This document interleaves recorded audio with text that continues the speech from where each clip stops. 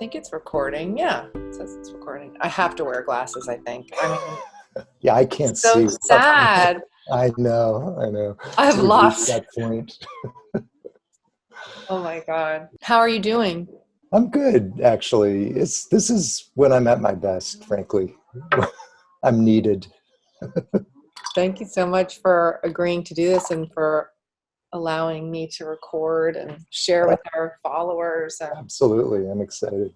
Is this what about okay? my wrinkles? Ah! Listen, don't even start me on that. Is It's this fine. backlighting okay? Okay, It's great. cinema verite, Barry. Yeah, right, exactly.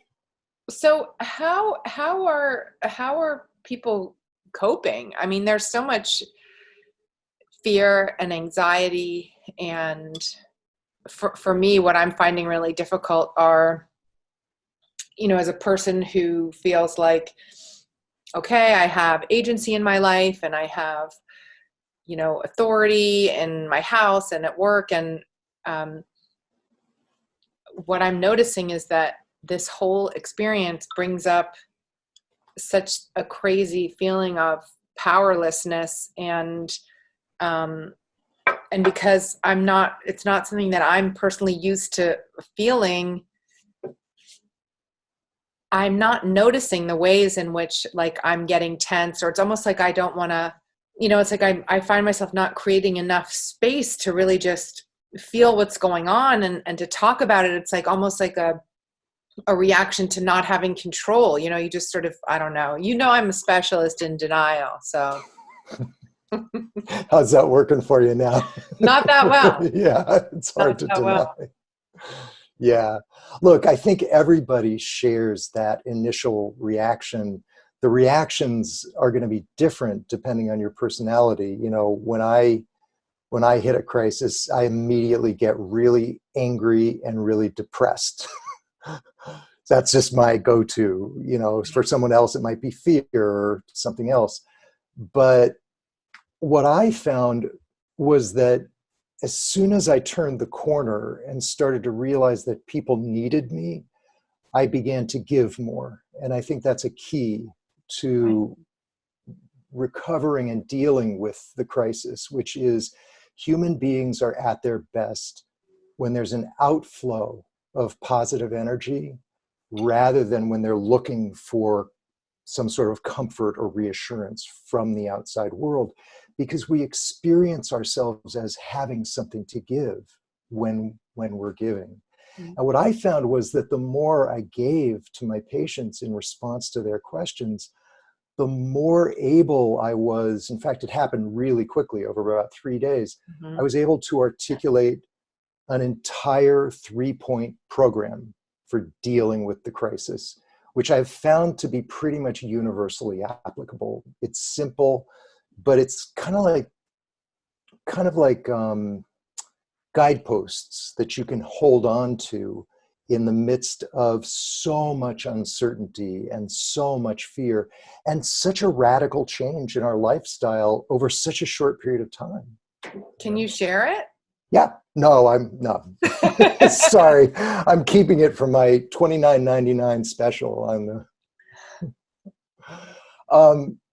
Look, it's based on the idea that in all adversity, we find an opportunity to inspire ourselves and others. And this crisis is no exception. So there are these 3 things that you can do to harness your potential. And conveniently, these same 3 things will help you just stop losing your mind, which is, I think, what we're all sort of going through. Each of the 3 things involves some form of self-regulation or self-mastery. It's a way of overcoming the worst part of yourself. And there's a quote by Leonardo da Vinci, which I love because it just expresses this really well. He says, "You will never have a greater or lesser dominion than that over yourself. The height of a person's success is gauged by his self-mastery, the depth of his failure by his self-abandonment." Wow. Meaning that if you abandon yourself to your worst tendencies, this is going to be hell. If you master those worst tendencies, you're going to find yourself inspired in ways that you never anticipated. So these are the three things that need to be regulated during the crisis. How do you master your worst tendencies? Practice. You got to practice over and over and over again. And what are the tools to do that? So there are three areas where you have to master yourself. The first is how you spend your time. Okay. Mm-hmm. Believe it or not, at some point, this crisis is going to be over. And the people who are going to own the world at that point are the people who used their time productively now during the crisis. Whatever it is you've ever wanted to do with your life, do it now. You're never going to have this time again, this much time on your hands. So whether it's writing a screenplay or working on a business plan or connecting with people you haven't connected with in a long time, if you can't think of anything that you want to do, then just be of service to other people. Check up on your neighbors. Give love and reassurance to the people around you. Whatever it is, if you make use of your time now, you will find yourself being much more productive. I'll tell you in my own case, again, after the first reaction of depression and anger, as I began to articulate this program to my patients, I actually found myself writing at my computer for longer than I've ever written in my life, because I was just so inspired by the stuff that was coming out of me. And that has to do with being connected to your unconscious.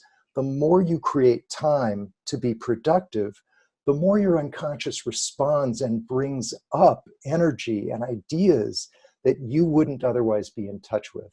So you'll find yourself feeling more grounded, more rooted, and more creative at the same time.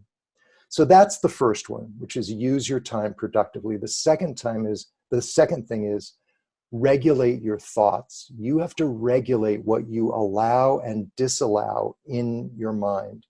For most people, they are allowing their minds to become just a cesspool of negativity. What if we run out of food? Oh my God, I lost so much money in the stock market. My throat is scratchy. Do I have coronavirus? What we're doing is creating a compulsive negative loop. And that negative loop sabotages us. It actually makes it impossible for us to do the first thing I wanted you to do, which is take constructive action, because all of that negativity creates an image of the universe that's against you, that's actually trying to kill you, or at least damage you in a lot of ways. Who's going to be more willing to take productive action? The person who's clearing their minds of all that negativity, or the person who's mired in that negativity? Clearly the former and not the latter. So you have to change the way you think, and it's not as easy as you think it is. I don't think it's easy. It's not. Yeah, most people, at least if they've read The Power of Positive Thinking, they think, well, you just substitute a positive thought for whatever negative thoughts you have. Right. But if you've ever actually tried to do that, you discover a kind of nasty little secret, which is negative thoughts have much more power than positive thoughts. That voice of doom in your head has tremendous power. And it's an interesting digression. If you're interested, we can get into it. But that has a lot to do with the scientific worldview that the modern age has adopted, which is that life is nothing more than an endless struggle for survival. How can you have a positive worldview, when that's the ground base of your existence? Right. So you need something more than positive thoughts in order to change that negative loop that you're in. And what you need actually is to create an experience for yourself, an experience of a universe that is constantly giving you things, constantly supporting you in ways that you just take for granted.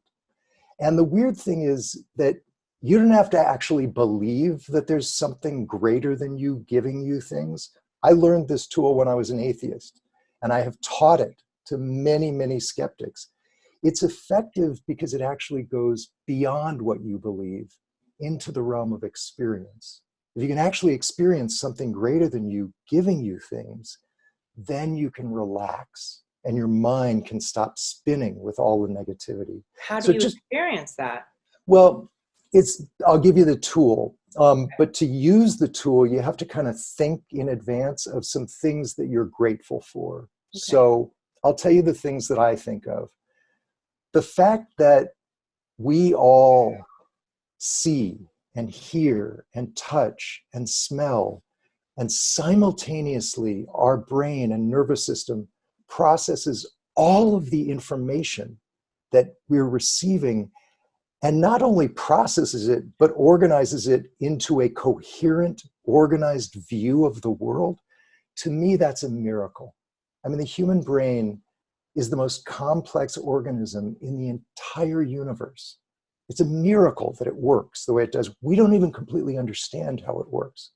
I'm grateful for my brain, okay? So the brain is one. Yeah, the brain is one.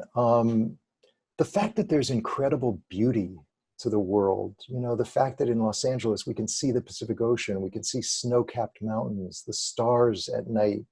About a week or two ago, I woke up early and I went outside and I saw this rainbow that stretched all the way from the Santa Monica Mountains all the way into the Pacific Ocean. I mean, that's kind of miraculous, and it's just given to us for free. Another one for me is music. I mean, to me, music is amazing. There's no other force that so gets inside of you and makes you want to move and just uplifts your heart and your soul in such magical ways. I love the poet Rainer Maria Rilke, and he says this really well. He says, just truly being here is so much. There's so much to be grateful for.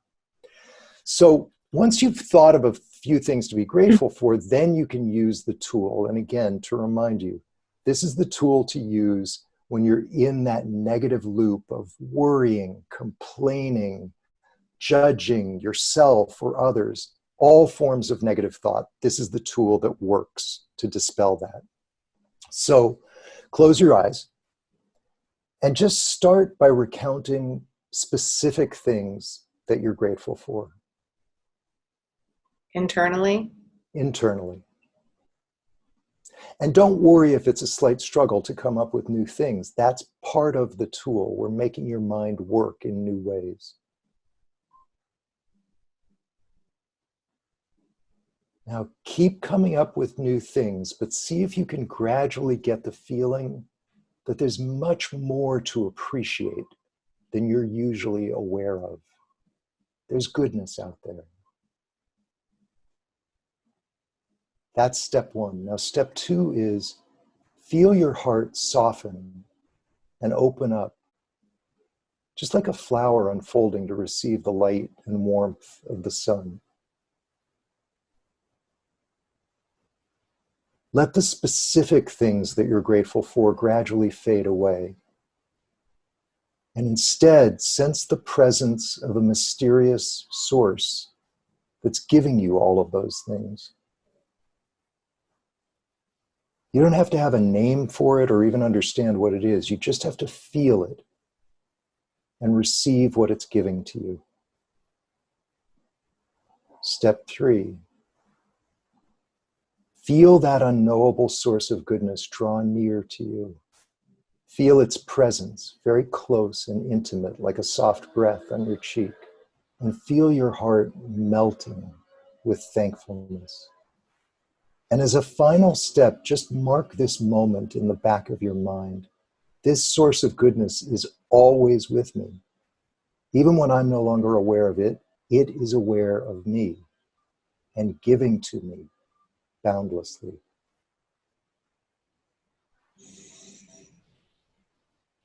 How did that feel?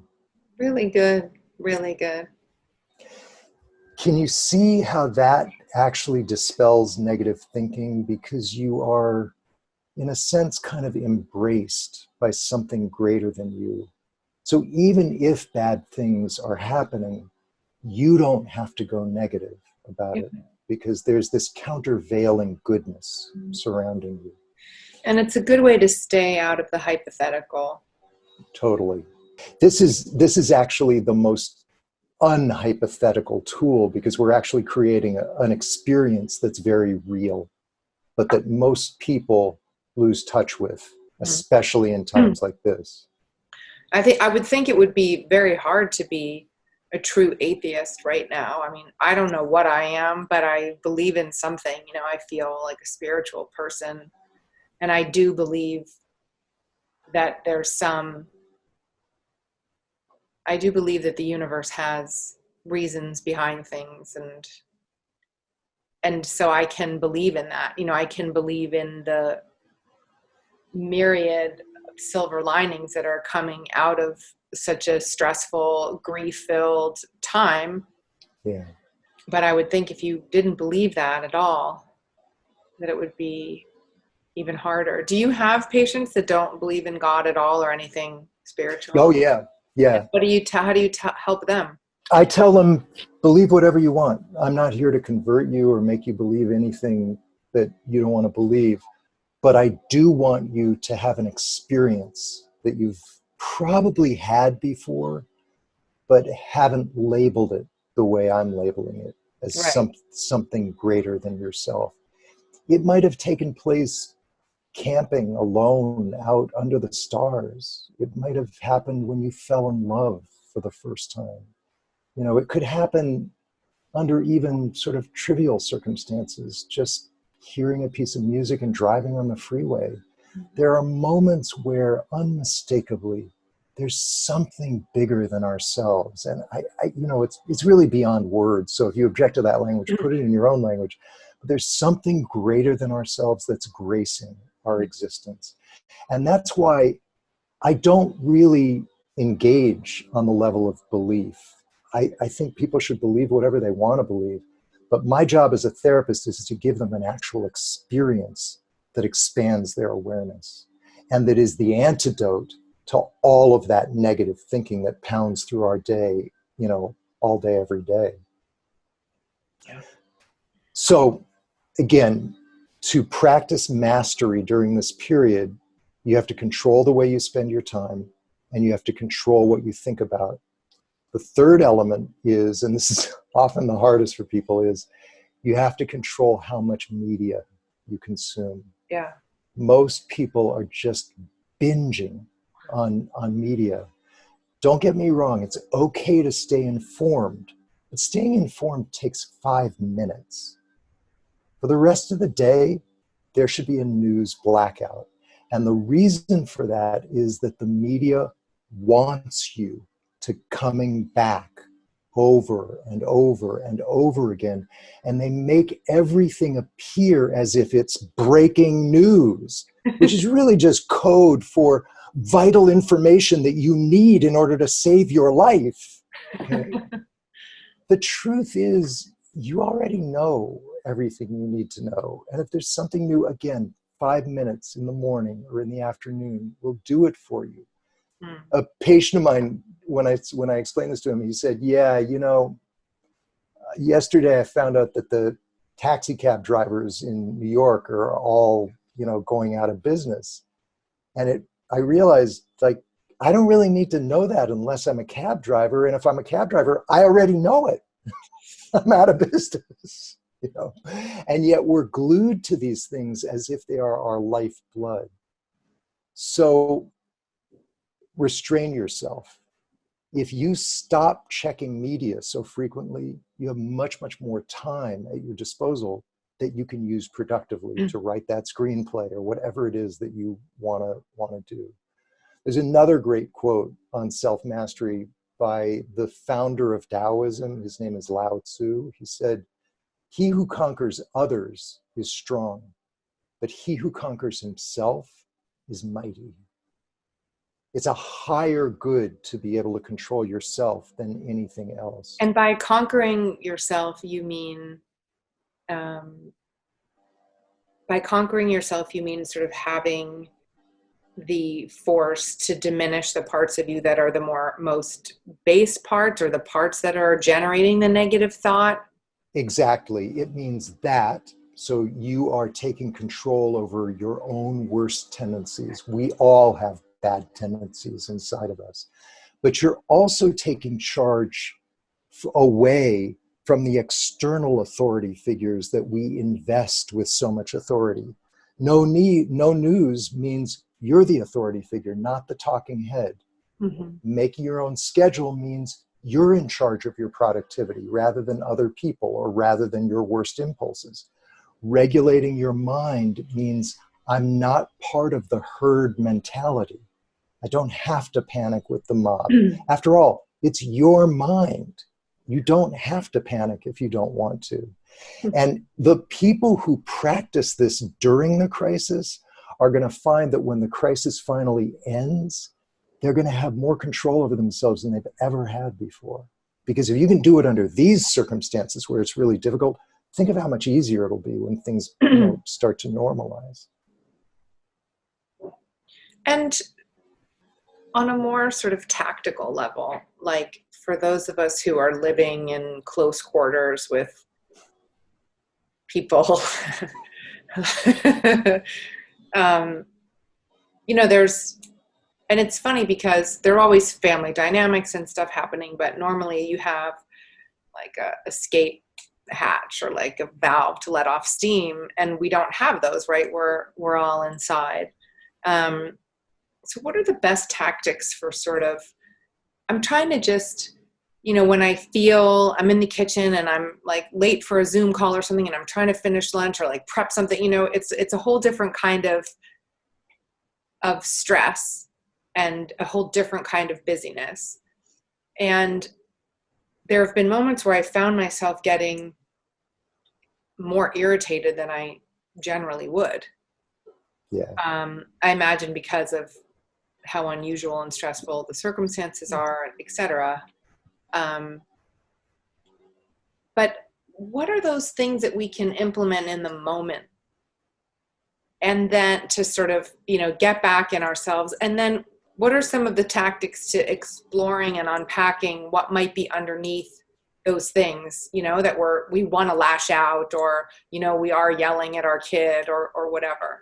Look, we're in close quarters. We're with each other much more than we're used to. We don't have the, breathing space that we're used to, and we're on edge. So we're much more likely to get triggered more quickly by things that we would have just let pass, in the past. I walk around ready to get triggered. And I think that helps a lot. Because if you know in advance that you're going to be triggered during this period, and trust me, you're going to, you're in a much better position to use a tool to deal with it before you create more damage. Right. So I don't wake up and say, oh, I hope this is a great day where I don't get triggered. I wake up and say, I'm going to get triggered today. There's no question. I'm not going to get triggered. I'm the most hypersensitive person that exists. I'm going to get triggered. This is what I'm going to do when I get triggered. And what I've been using more than anything else is this tool called dust. Dust is a tool that essentially nullifies momentarily the outside world and the impact it's having on you.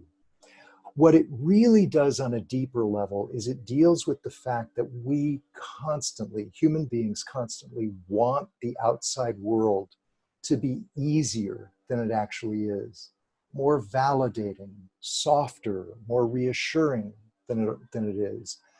Really, if you want to tell the truth, human beings want the outside world to resemble a womb where we will be nurtured and taken care of without even having to ask for it or be conscious of it, okay?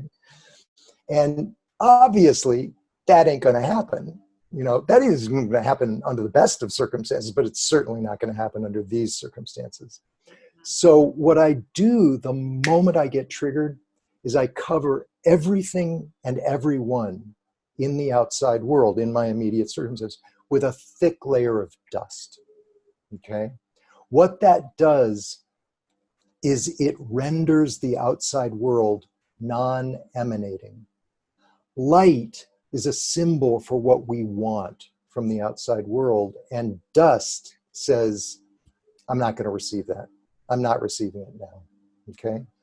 The second step of it, so once you've nullified the outside world, it actually cuts down on the hurt and on the anger a little bit, because it's like reminding yourself, oh, the outside world isn't a source for me anyway, so it's okay that I'm not getting it.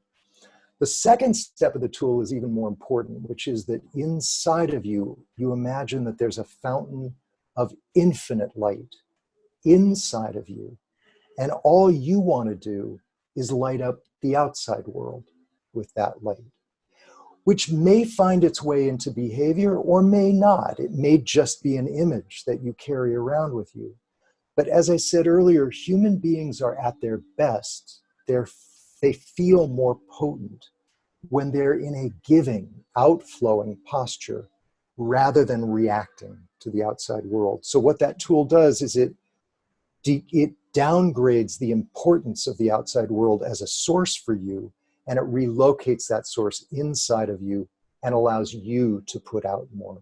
The moment you become the source, you don't have to get triggered. Now, the second question is even more important, which is, at the end of the day or when you get a break, how do you process everything that's going on? And what I do, if, those of you who are familiar with the shadow, I can just sort of telegraph this. If you want me to explain more about the shadow, I can. Yeah, But, maybe just give sort of a quick definition of the shadow. yeah. The shadow is an alter ego, almost like another personality living inside of you. And whenever you have an extreme reaction to someone in the outside world, it actually means that your shadow is having that reaction to you. So if it really bothers you that somebody is acting, like a know-it-all, for example, what we can derive from that is that your shadow feels that you act like a know-it-all toward it, that you're not warm enough or empathic enough, that you're too didactic, that you don't show enough of your heart, maybe. Okay? That's why when I finally get some time alone, I try to look at the times I got triggered and process them in terms of my shadow. So this person said this to me and I found myself getting really angry. What I do is I take the anger and I push it out in front of me and visualize that it's a separate person living inside of me, my shadow, and it's angry at me. And I ask it, why are you angry at me? And weirdly enough, I know this sounds woo-woo, but that figure will speak with its own voice to you. It's actually amazing how real the shadow becomes when you visualize it. And what this that was something that Jung developed? Yes, exactly. Carl Jung discovered the shadow. He discovered it in a dream that he had. He was sort of, he had a small candle in his hands and he was running away from a gigantic, dark person behind him. And it was a nightmare. And when he woke up, he realized he was running away from his own shadow. The candle was casting a shadow and he was running away from it. And he And the realized, shadow is it fair to say that the shadow are the parts of us that we don't want to present to the outside world? that's exactly right. Exactly. The So the shadow shadow, is us, but we almost make that bifurcation by saying, I don't want anything to do with you. You're the one that's angry or too vulnerable or whatever the case may be. exactly. And maybe it'll make it clearer if I give some examples. So if you grew up in a family that was always cheerful, like unhappiness is not allowed, we don't allow complaining, your shadow is going to be the part of you that is going to have all the complaints and is going to be maybe sensitive to injustices, is going to feel the unhappiness that you weren't allowed to feel because your ego wanted to fit into the family culture. In boy world, it's better than when I was growing up, but it's still not the greatest thing to be sensitive or to cry or to get your feelings hurt easily. So all of those qualities go into the boy's shadow. In girl world, again, it's better than when I was growing up, but it's still not great to be loud or aggressive or entitled or assertive. All of those qualities get pushed into the shadow and viewed as bad. Okay. I can't count the number of female patients I have encouraged to be assertive and who instantly have a problem with, that's not going to be good, that's not good, kind of thing. They need to tap into their shadow, who's capable of being very assertive. Okay, got it. So sorry for the digression, but that's all right. That's all right. So you can see that the shadow has very strong opinions about you and the way you have rejected it, right? And so that gets implicated in situations where you're with other people and you have a strong reaction to the other person. What's going on underneath, as sort of like a parallel dance, is that your shadow is angry at you. And that's often what's going on with anger that even at the moment you realize is disproportionate to the response. Mm-hmm. It's like you're really, really pissed and your mind is coming up with reasons why you're so pissed. But deep down inside, it's like, why am I overreacting to this? Right. That's always a sure sign that your shadow is pissed off at you, and it's just kind of, it's sort of like it's acting through you against someone else. Interesting. And you don't want that to happen, because what happens is you then feel guilty for getting angry at the person and you push the shadow away even more because you didn't like your reaction to the other person. So what you want to do instead is look at the angry shadow and say, be honest with me. What are you so pissed off at me about? I'm willing to hear anything you have to say. So that's what you do after you are annoyed in the kitchen. You go to somewhere quiet. Exactly. At the end of every day. And talk to the shadow. Exactly. Maybe a better way to demonstrate the shadow would actually be to work on your shadow. Okay. Is that okay with you? Sure. So desperate times call for desperate measures. We all want to know about GP's shadows. So go back to what you were experiencing as stressful, in the household. Okay. And tell me what you're feeling inside. You don't have to go into gory details, but just what is it that it's triggering in you? It's like a feeling of overwhelm and extreme, like muscle tension, neck tension, jaw tension, and a sort of like heat up here and like an irritability. And that's great. And is it overwhelm in the sense that too much is being demanded of you or too much being placed on you? What's the... It is, I think it's a few things. I think just from the circumstances, and having some personal situations, like some people that I really care about impacted from what's happening, worrying about work and the health of my business and all of the smaller businesses or all of the businesses that are impacted, large and small. I feel like I am doing a lot more, and I also feel like I should be doing so much more than I'm doing. And I guess that is predominantly where the feeling of overwhelm is coming from. Okay, perfect. That's excellent. Now keep your eyes closed and take that constellation of feelings. So there's overwhelm, there's too much responsibility, there's more than you can bear, and just push those feelings out in front of you and give the feelings a face and a figure that looks something like you, only obviously worse. Okay. Now imagine that this figure that you're looking at is actually living inside of you and has been living inside of you for your entire life. This is, in fact, your shadow, or at least one aspect of your shadow. Imagine further that she is feeling this overwhelm because of the demands and responsibilities that you place on her. So this is different from the outside world where demands and responsibilities are being placed on you. You're placing demands and responsibilities on her, and she's reacting to that. Now take a deep breath.